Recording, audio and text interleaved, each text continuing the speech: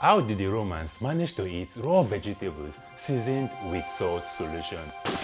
Well, today, that food is known as salad. Over 75% of restaurants around the world serve salad with thousands of recipes created from it. Because of the different kinds of vegetables grown around the world, each culture have their own special combination for salad, and that is why the Igbos created the African salad called Abacha. This type of salad replaces cabbage with cassava, and it is not cooked. More brands need to create social appeal for this food. They can make it their primary product, and chefs should create unique recipes for the Abacha.